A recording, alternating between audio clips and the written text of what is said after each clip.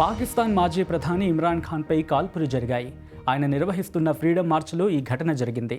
ఆయన కాలికి బుల్లెట్ తగిలిందని ఆయన పార్టీ నేతలు వెల్లడించారు. ఘటన జరిగిన సమయంలో పంజాబ్ రాష్ట్రంలోని వజీరాబాద్లో ఇమ్రాన్ ర్యాలీ కొనసాగుతోంది. ఇమ్రాన్ను వెంటనే కారులో అక్కడి నుంచి తరలిస్తున్న దృశ్యాలివి. అక్కడి నుంచి ఆయనను లాహోర్ ఆసుపత్రికి తీసుకెళ్లారు.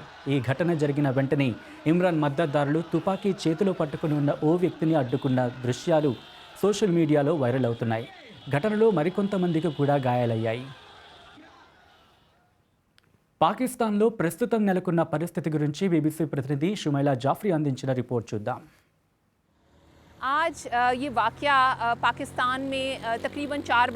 ఈ ఘటన పాకిస్తాన్లో సాయంత్రం దాదాపు 4 గంటలకు జరిగింది. పాకిస్తాన్ మాజీ ప్రధాని ఇమ్రాన్ ఖాన్ చేపట్టిన లాంగ్ మార్చ్కు ఈ రోజు 7వ రోజు. ఈ రోజు వజీరాబాద్ నుంచి మార్చి ప్రారంభమైంది. కొంతసేపటి తర్వాత గుజ్రన్వాలాలోని అల్లాహ్వాలా చౌక్ సమీపంలో ఉండగా ఆయన కంటైనర్ పైన కాల్పులు జరిగాయి. ఈ ఘటనలో ఇమ్రాన్ ఖాన్ గాయపడ్డారు. ఆయన కాలికి బుల్లెట్ తగిలిందని, క్షేమంగానే ఉన్నారని పీటీఐ నిర్ధారించింది. వెంటనే ఇమ్రాన్ ఖాన్ను లాహోర్కు తరలించారు. ఇమ్రాన్ ఖాన్ వెంట ఉండే ఎంపీ ఫైజల్ జావేద్ కూడా గాయపడ్డారు. ఆయన ఫోటోలు కూడా మీడియాలో సర్క్యులేట్ అవుతున్నాయి. ఈ ఘటనపై ఇమ్రాన్ ఖాన్ మద్దతుదారులు తీవ్ర ఆందోళన, ఆగ్రహావేశాలు వ్యక్తం చేస్తున్నారు. ట్విట్టర్లో ఇమ్రాన్ ఖాన్ మా రెడ్ లైన్ ట్రెండ్ అవుతోంది. దేశవ్యాప్తంగా ప్రజలు ఆందోళనతో ఉన్నారు. ఇమ్రాన్ ఖాన్ మార్చ్కు ప్రమాదం పొంచి ఉందంటూ పాక్ ప్రభుత్వం ముందుగానే హెచ్చరించింది. అదే విషయాన్ని ఇమ్రాన్ ఖాన్కు కూడా తెలిపింది. అయితే పోలీసుల గట్టి భద్రత మధ్య మార్చు జరుగుతున్నప్పటికీ ఈ ప్రమాదం జరిగింది. వెంటనే పోలీసులు రంగంలోకి దిగారు. ఒక వ్యక్తిని అనుమానితుడిగా చెబుతూ అదుపులోకి తీసుకున్నారు. దాడిలో అతడి పాత్ర ఉందా లేదా అనేది ఇప్పుడే చెప్పలేం. ఈ దాడి తీవ్రత ఎంతనేది కూడా ఇంకా స్పష్టం కావాల్సింది. ఎందుకంటే ఇమ్రాన్ మద్దతుదారులు చాలా మంది ఆయన చుట్టూ ఉంటారు. ఈ కాల్పుల ఘటనలో కొందరు మద్దతుదారులకు కూడా గాయాలైనట్లు తెలుస్తోంది.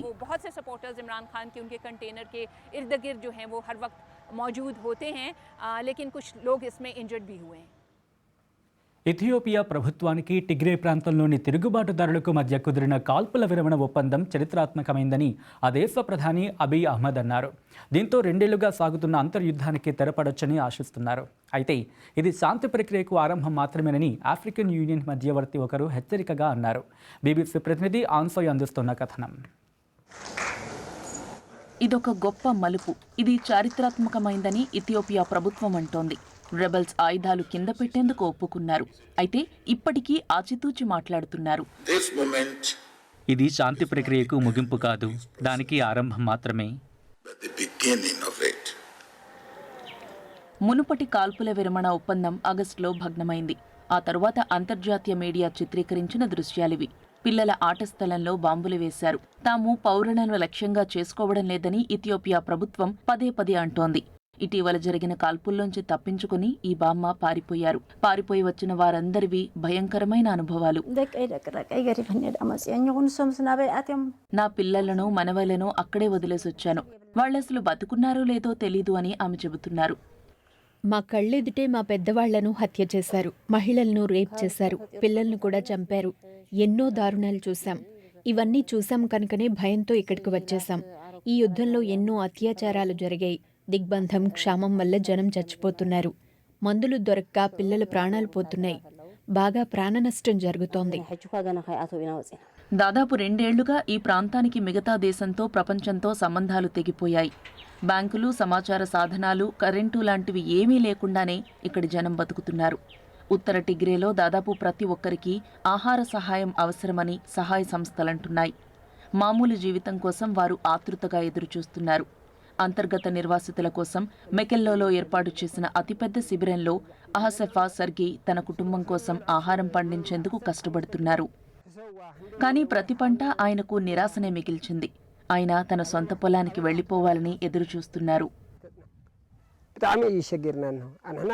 మేము చాలా కష్టపడుతున్నాం. ఎలాగోలా బతుకులు ఈడుస్తున్నాం. కానీ చేయటానికి పనులు లేవు. ఎవరూ మాకు సాయం చేయడం లేదు. మేము ఇక్కడ 1 ఏడాది కాలంగా ఉంటున్నాం. కానీ 3 సార్లు మాత్రమే మాకు సాయం అందింది. ఈ కొత్త ఒప్పందంతో సెర్గీ లాంటి ఎన్నో కుటుంబాలు మళ్లీ మామూలు జీవితం వైపు మళ్లగలవని ఆశిస్తున్నాయి. కానీ వాళ్ల కలలు నెరవేరడం అనేది పోరాడే పక్షాల నిబద్ధతపైనే ఆధారపడి ఉంటుంది. యుక్రెయిన్పై రష్యా ఆక్రమణ మొదలై 8 నెలలు గడుస్తోంది. దాంతో రష్యాలో కూడా ప్రజల జీవితాలు రోజు రోజుకి దిగజారుతున్నాయి. ప్రజలపై నియంత్రణలు, అణచివేత పెరిగాయి. భావ ప్రకటనపై కొత్త ఆంక్షలు విధించారు. నిరసన తెలిపే ధైర్యం చేసేవారికి కఠినమైన జరిమానాలు విధిస్తున్నారు. ఇది స్టాలిన్ కాలాన్ని గుర్తు చేస్తోందని అంటున్నారు. సెయింట్ పీటర్స్బర్గ్ నుంచి BBC Russia editor Steve Rosenberg అందిస్తోన్న కథనం. రష్యాలో తమ దేశ చీకటి అధ్యాయాలను గుర్తు చేసుకోవాలని చాలా కొద్ది మంది అనుకుంటారు. 1930లో జరిగిన భయానక అణచివేతను గుర్తు చేసుకునేందుకు ప్రతి ఏటా ఇక్కడ కొందరు గుమిగూడుతూ ఉంటారు. జోసెఫ్ స్టాలిన్ బాధితులను పేరు పేరున గుర్తు చేసుకుంటున్నారు. స్టాలిన్ పాలనలో 10 లక్షల మందికి పైగా బలయ్యారు. లక్షలాది మందిని జైలు శిబిరాలకు పంపించారు. గులగ్ సంస్కృతి ఇప్పుడు పోయింది, కానీ భయం తిరిగి తిరిగి వస్తోంది. వారం వారం అణచివేత తీవ్రమవుతోందని స్థానిక రాజకీయ నాయకుడు సెర్గెయ్ ట్రోషిన్ అన్నారు. రష్యా సమాజంలో నెలకొన్న భయాన్ని మీరు గ్రహించవచ్చు. మాపై ఎప్పుడూ నిఘా ఉంటుందని, కెమెరాలు చిత్రీకరిస్తూ ఉంటాయని మాకు తెలుసు. నిఘాలో గోప్యత కూడా లేదిప్పుడు అని ఆయన అన్నారు. ప్రభుత్వాన్ని విమర్శించే వారికి పర్యవసానాలుంటాయి. యూనివర్సిటీ లెక్చరర్ డెనిస్ కోపిన్ను అనైతిక ప్రవర్తన పేరుతో ఉద్యోగం నుంచి తొలగించారు. యుక్రెయిన్ యుద్ధం కోసం బలవంతపు సమీకరణకు వ్యతిరేకంగా నిరసన తెలిపినందుకు అతన్ని అరెస్టు చేశారు. 10 రోజులు జైలు జీవితం కూడా గడిపారు. చివరి పనిదినం నాడు ఆయనకు విద్యార్థులు ఇలా ఘనంగా వీడ్కోలు ఇచ్చారు. తన సహోద్యోగులు, విద్యావేత్తలు, శాస్త్రవేత్తలు చాలామంది రష్యా విడిచి పారిపోయారని డెనిస్ చెప్పారు. రష్యా తన గొప్ప పౌరులను కోల్పోతుంది. మంచి విద్యావంతులు, శక్తి సమర్థతలు కలిగిన వారు, చక్కటి తార్కిక బుద్ధిగల తెలివైన వారు దేశాన్ని విడిచిపోతున్నారు. ఇప్పుడు రష్యా ఎటువైపు పయనిస్తోంది? ఒక్క మాటలో చెప్పాలంటే రష్యా తప్పుడు మార్గంలో నడుస్తోంది. రష్యా వర్తమానం, భవిష్యత్తులపైన గతం నీలినిడలు ఇంకా కమ్ముకునే ఉన్నాయని అనిపిస్తోంది. చరిత్ర ఎప్పుడూ ఉన్నది ఉన్నట్టుగా పునరావృతం కాదు. కానీ రష్యా చరిత్రలోని గతానికి, వర్తమానానికి మధ్య భయం పుట్టించే సారూప్యత కనిపిస్తోంది. జోసెఫ్ స్టాలిన్ హయాంలో అధికారులను విమర్శించిన సోవియట్ పౌరులను ప్రజా శత్రువులుగా ముద్రవేశారు. ఇప్పుడు యుక్రెయిన్పై దాడి మొదలుపెట్టిన తర్వాత రష్యాలోని దేశద్రోహులను, నీచులను లేకుండా చేసి రష్యాని శుభ్రపరుస్తానని వ్లాదిమిర్ పుతిన్ ప్రతిజ్ఞ చేశారు. తన పనిని సులభం చేసుకోవడానికి పుతిన్ ఇప్పుడు రష్యన్ పాఠశాలల్లో కొత్త దేశభక్తి పాఠాలను చేర్చారు. దీన్ని ముఖ్యమైన అంశాలపై చర్చ అంటున్నారు. ఈ సంభాషణలో రష్యాను కాపాడుకోవడానికి యుక్రెయిన్లో రష్యా పోరాడుతోందని పుతిన్ చెబుతున్నారు. విమర్శకులు దీన్ని నూరుపోయడమే అంటున్నారు. వాళ్ళు మా కళ్ళు తెరిపించారని నమ్మే పిల్లలు కూడా ఉన్నారు. వాళ్ళు చెప్పిందంతా నమ్మేస్తున్నారు. అది చాలా ప్రమాదకరం. రష్యా చరిత్ర నుంచి మనం నేర్చుకోవాల్సింది ఒకటే. ఒక నాయకుడు చెప్పిందంతా నువ్వు నమ్మితే, ఎలాంటి ఎదురు ప్రశ్న వేయకుండా నమ్మితే పర్యవసానాలు విషాదకరంగా ఉంటాయి. ఇండోనేషియాలో ఈ ఏడాది కిడ్నీ ఫెయిల్యూర్తో 150 మందికి పైగా చిన్నారులు మరణించారు. మందుల్లో విషపూరిత రసాయనాలు ఉండడం వల్లే ఈ మరణాలు సంభవించి ఉండొచ్చని అధికారులు భావిస్తున్నారు. ఇటీవల గాంబియాలో కూడా మందులు వికటించడం వల్ల 60 మందికి పైగా చిన్నారులు మరణించారు. అయితే ఈ రెండిటికి మధ్య సంబంధం ఉందా అనేది ఇప్పుడే చెప్పలేమంటున్నారు. బీబీసీ ఇండోనేషియన్ ప్రతినిధి వాల్దియా బారాపుత్రి ఓ బాధిత కుటుంబంతో మాట్లాడారు.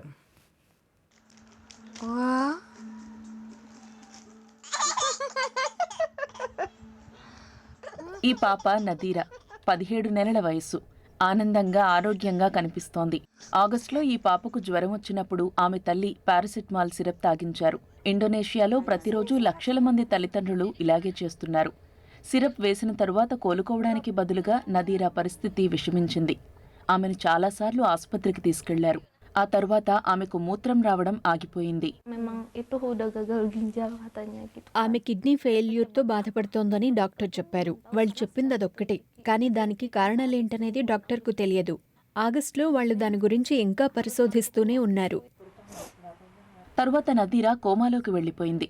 5 రోజుల తర్వాత ఆగస్టు 25న ఆ పాప చనిపోయింది. ఆమె తల్లి గుండె ముక్కలైంది. నదీరా ఆమెకు చాలా కాలం తర్వాత పుట్టిన సంతానం. నా గుండె లోతుల్లో నాతో నేను చెప్పుకున్నాను, దేవుడు నా కుమార్తెను ప్రేమిస్తుంటే ఆమెను పంపించాలి. నా కుమార్తె నన్ను వదిలేయాలని అనుకున్నప్పుడు అందుకు నేను అనుమతించాలి. The smallest coffins are ఈ చిన్ని శవపేటికలు చాలా బరువైనవి. ఇలాంటి బరువైన విషాదాన్ని అనుభవిస్తున్న తల్లిదండ్రులు వందల మంది ఉన్నారిక్కడ. రిజిస్టర్డ్ మెడిసిన్స్ తమ పిల్లల్ని ఎలా చంపాయనే ప్రశ్నకు సమాధానం చెప్పాలని వీరు డిమాండ్ చేస్తున్నారు. దీనికి బాధ్యులెవరనేదే వారి ప్రశ్న. ఈ ఏడాది కిడ్నీ ఫెయిల్యూర్ కేసుల్లో 150 మందికి పైగా చిన్నారులు మరణించారు. ఆగస్టులో ఎక్కువ మరణాలు నమోదయ్యాయి. పిల్లలకు వేసిన సిరప్లో 2 రకాల విష రసాయనాలు మోతాదుకు మించి ఉన్నట్లు తాము గుర్తించినట్లు ఇండోనేషియన్ అధికారులు తెలిపారు. సిరప్ వేసుకున్న పిల్లల్లో విష ప్రభావం ఉన్నట్లు నమ్ముతున్నారు. ఈ ఘటనలో 3 ఫార్మా సంస్థలపై పోలీసు దర్యాప్తు జరుగుతోంది. ప్రభుత్వ రిజిస్ట్రేషన్ నిబంధనలు పాటించకుండా ముడి పదార్థాలకు తప్పనిసరిగా చేయాల్సిన పరీక్షలు చేయించకుండానే ఈ ఫార్మా సంస్థలు తమకు ప్రొఫైలిన్ గ్లైకాల్ అనే ముడి పదార్థాన్ని సరఫరా చేసే సప్లయర్ను మార్చినట్లు మాకు ఆధారాలు లభించాయి. మొదట అన్ని రకాల సిరప్లను నిషేధించిన అధికారులు తరువాత సురక్షితమైన వాటి జాబితాను ప్రజలకు అందుబాటులోకి తెచ్చారు. తల్లిదండ్రుల్లో భయం, అనిశ్చితి పెరగడంతో మందుల షాపులన్నీ తమ వద్ద ఉన్న మందుల్ని అటకెక్కిస్తున్నాయి. అయితే కీలకమైన ప్రశ్నలు ఇంకా మిగిలే ఉన్నాయి.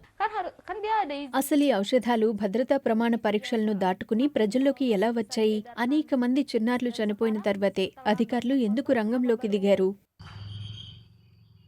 విషాదంలో మునిగిపోయిన తల్లిదండ్రులు అడుగుతున్న ప్రశ్న ఒక్కటే: ఒక సాధారణ మందు ఇంత ప్రాణాంతకంగా ఎలా మారింది? ఇప్పుడు కొన్ని లేటెస్ట్ న్యూస్ అప్డేట్స్ చూద్దాం.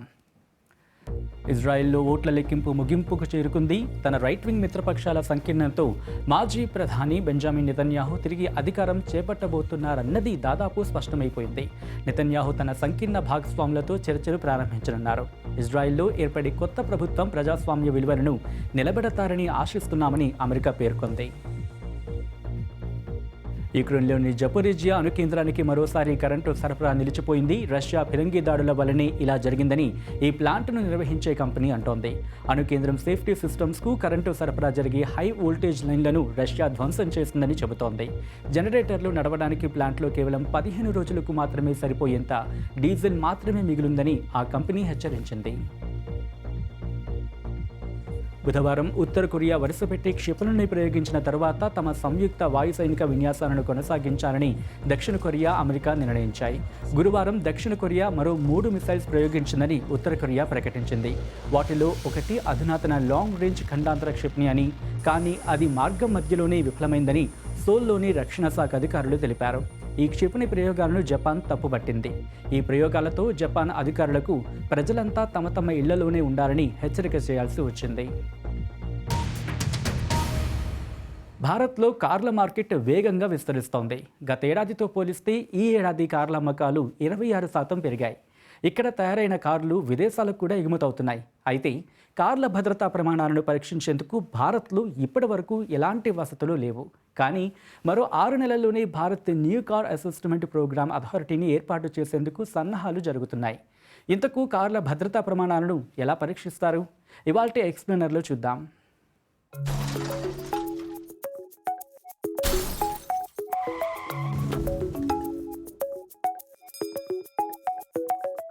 వచ్చే ఏడాది ఏప్రిల్ నుంచి భారత్లో కార్ల తయారీ కంపెనీలు భద్రతా ప్రమాణాల పరీక్షలను భారత్లోనే నిర్వహించి స్టార్ రేటింగ్ తీసుకోవాలని రోడ్ ట్రాన్స్పోర్ట్ శాఖ ఆదేశాలు జారీ చేసింది.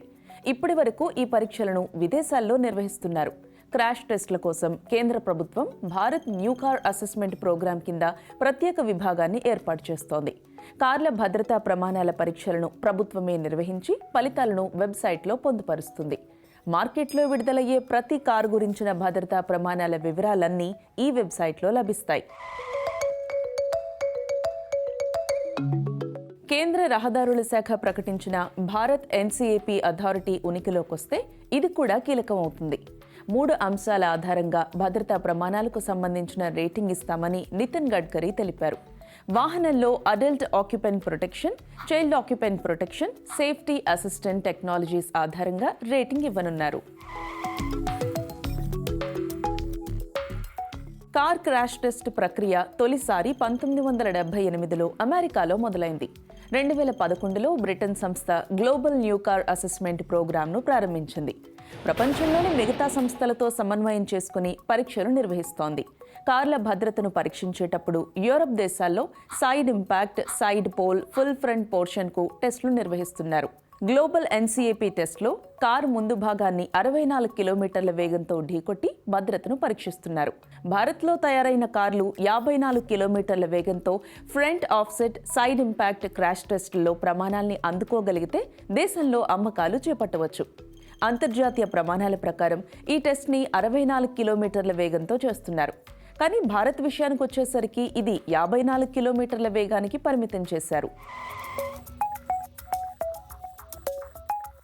కార్ల కంపెనీ ఒక వాహనాన్ని మార్కెట్లోకి తీసుకురావడానికి ముందు క్రాష్ టెస్ట్ కోసం పంపిస్తుంది.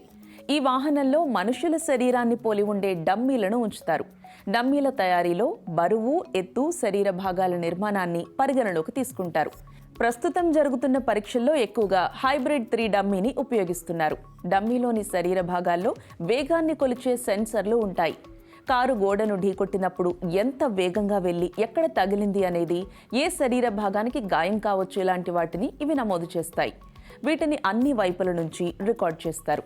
ఈ మీటర్లను తల, ఛాతీ, వెన్నెముక, కాళ్ళు, శరీరంలోని ఇతర ప్రాంతాల్లో ఏర్పాటు చేస్తారు. క్రాష్ టెస్ట్లో భాగంగా కారుకు 10 రకాల పరీక్షలు నిర్వహిస్తారు. ఇందులో వాహనం ముందు భాగంతో పాటు ఇరువైపులా వాహనాన్ని నిర్ణీత వేగంతో ఢీకొట్టిస్తారు. వీటితో పాటు ఎత్తు నుంచి దూకించడం, కాంక్రీట్ స్తంభానికి ఢీకొట్టించడం, డ్రైవర్ వైపు, ప్రయాణికుల వైపు, వెనుక వైపు నుంచి వాహనాలతో ఢీకొట్టి పరీక్షలు నిర్వహిస్తారు. ఈ పరీక్షల సమయంలో వచ్చిన ఫలితాల్లో వీలైనంత ఎక్కువ డేటా సేకరిస్తారు. డేటా ఆధారంగా సేకరించిన ఫలితాలను విశ్లేషించి రేటింగ్ ఇస్తారు.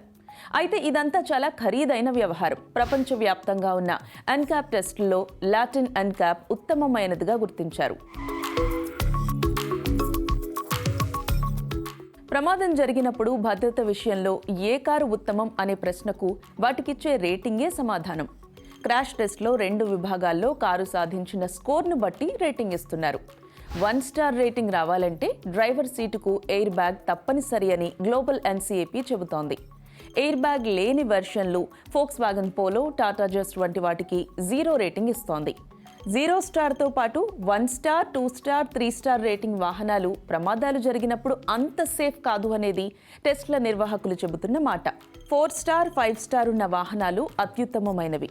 ఇండియన్ ఆటోమొబైల్ మార్కెట్లో ప్రస్తుతం అందుబాటులో ఉన్న వాహనాల్లో ప్రీమియర్ సెగ్మెంట్తో పాటు 6 లక్షల రూపాయల్లోనూ 5 స్టార్ రేటింగ్ ఉన్న వాహనాలు ఉన్నాయి.